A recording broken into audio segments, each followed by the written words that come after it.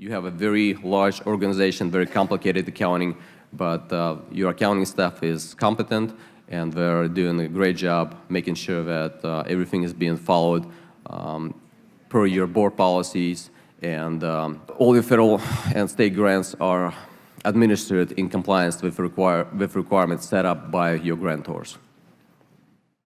So I try my best to talk a little bit about the high points, but we have so much going on at TCC, it's hard to touch on all of those hundreds of grants and programs that we're operating, and it's just mind-boggling the amount of grant reports we do and everything that we're no findings, no late reports or anything. So I'm really happy about that.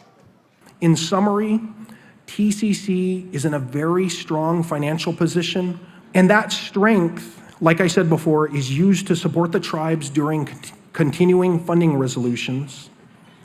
We have lots of unrestricted funds going out to the tribes in the total of about $400,000 per federally recognized tribe the last 10 years.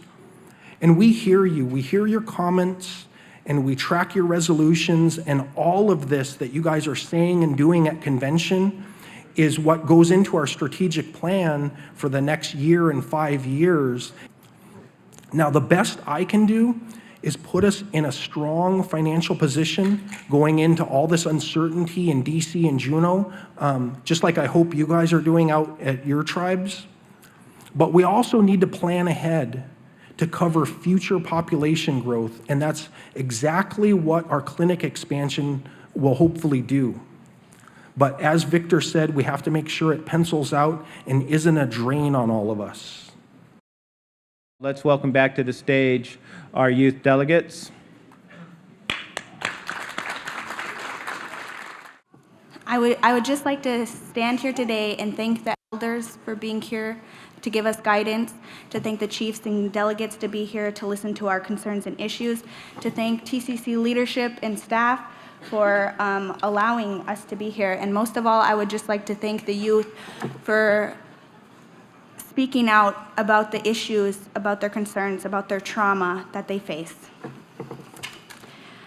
So I'm also the vice chair to the emerging leaders. Sorry, I should have said that in my introduction. We would like to recognize a very strong, passionate, humble leader. She serves as our treasurer, and she also is the 2018 Youth Keynote Speaker. We all heard her powerful speech Monday afternoon about her willingness to advocate for our youth, and we all felt her strength behind her words. From all of the emerging leaders, we would like to thank you, Julia, for representing our people in Washington, D.C. for a difficult Congress. We know that it is difficult to be so far away from family, and we applaud you. Can I get Julia? Oh.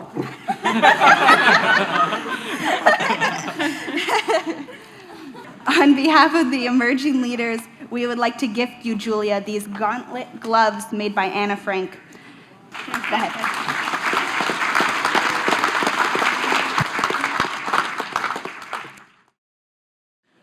There's been a couple of good wins that we've had this year that I'd like to talk to you about.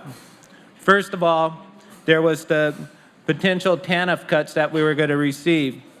These are some of the funding that we help with our education and our employment.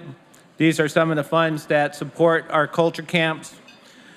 And I just want to really reach out and thank Will Mayo and Brenda Krupa for their work in challenging the potential of losing $1.5 million that was being threatened to cut. It was through their advocacy efforts that we were able to restore that money and that those programs can continue.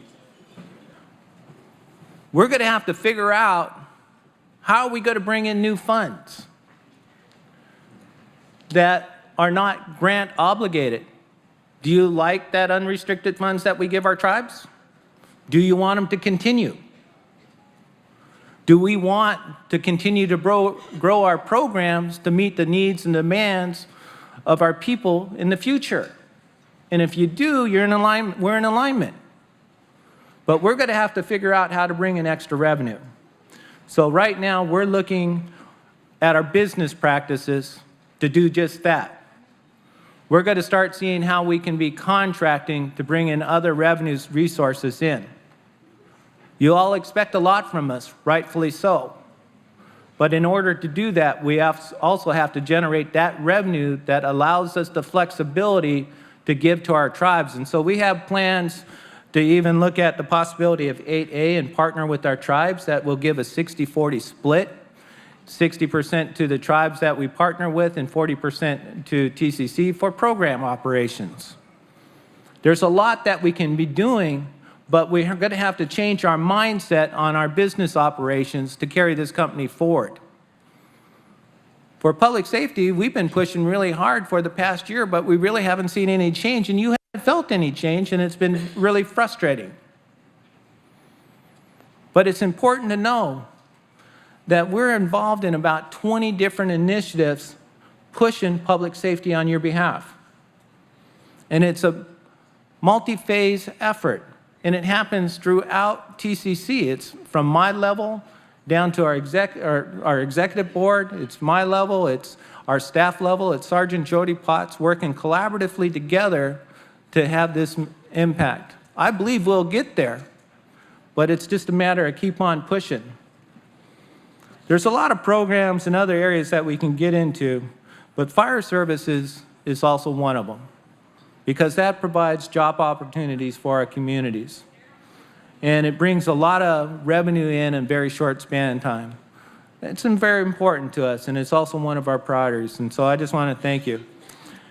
Right now, we're already over an hour behind, and so I'm going to cut this President's report short.